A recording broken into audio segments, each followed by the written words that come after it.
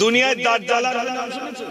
শোনে, এই দুনিয়ায় আসবে একদিন ভয়ঙ্কর এক দাজ্জাল, দুটি চোখ তার দুরকম হবে, বলবে আমায় আল্লাহ, তার ওই গানেতে এত উলমাত উলঙ্গ হয়ে যাবে গুনাহগার উম্মাহ।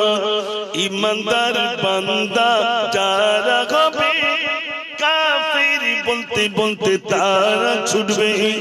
মুজাফা তুই মানবি না, কপালে তার নিশানা, মাল্লি জান্নাত পাবি না, মৌতের পরে ওই সঙ্গে কেহ যাবে না।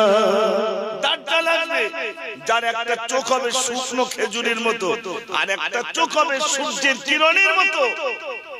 সে যখন গান বলবে, মহিলারা যাদের শিশু বাচ্চাদেরকে দুধ খাওয়াবে, ওই বাচ্চাকে ফেলে ওর গান শোনার জন্য ছুটবে দাজ্জাল। ওর যারা অনুসারী হবে তাদের অধিকাংশ সব চুল হবে সারাদিক কুচি কুচি, মাঝখান হবে মুচু। বুঝতে পারেন?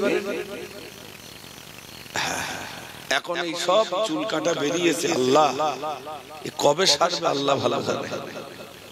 মাদ্রাসার ছেলেরাও যে কমতি তা না, ওর টুপির মধ্যে রেখে দিয়েছে, টুপি চাপা।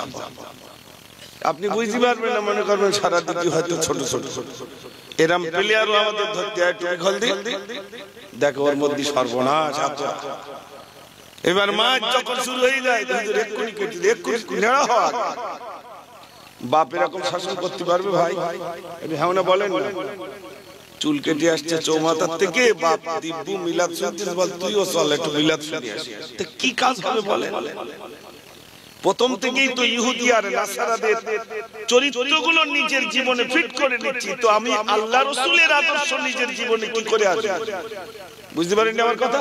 প্যান্ট কিনেছে সেটা তো ছেঁড়া, এখানে ছেঁড়া, এখানে ছেঁড়া, এখানে ছেঁড়া, তার আবার দাম বেশি। এই প্যান্টটা কাদের কালচার? ইহুদি আর নাসারাদের।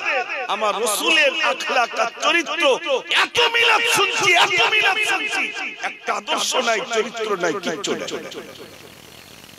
আমার ভাইরা, মিলাদ শুনিয়ে জন্য কাজ হচ্ছে না, কোনো কাজ হচ্ছে না।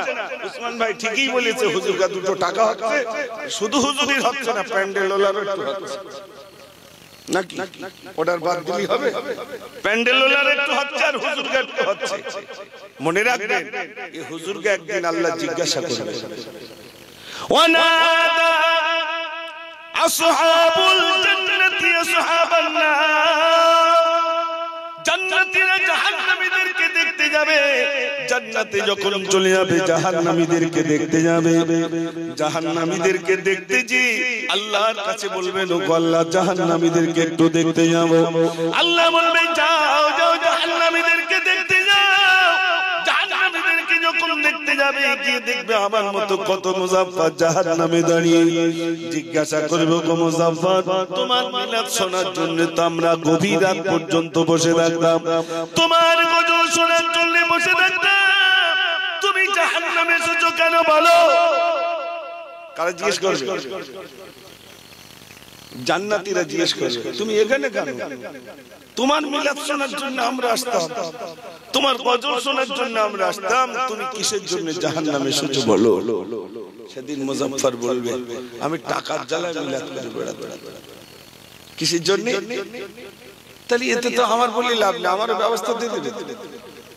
এখানে কারো ছাড় নেই, কে লম্বা, কে খাটো, কে কালো, কে সাদা, কে কতটা পড়াশোনা করেছে, কে হাজি, কে দরবেশ, ওসব কোনো বালাই নেই। তুমি কি আমল করে এসেছো তাই বলো। তুমি কে, কত কিছু নয়, তুমি কি আমল করে এসেছো তাই বলো। সেদিন কত মুজাফফর আটকে যাবে, ঠিক কিনা ভাই? আল্লাহর কাছে ওসব কিছু নয়, কে সাদা জামা পরেছে, কে কালো জামা পরেছে, কে দাড়ি রেখেছে, কে দাড়ি রাখেনি, ওসব কিছু নয়, কি আমল করে এসেছো বলো, এটার কৈফিয়ত নাও।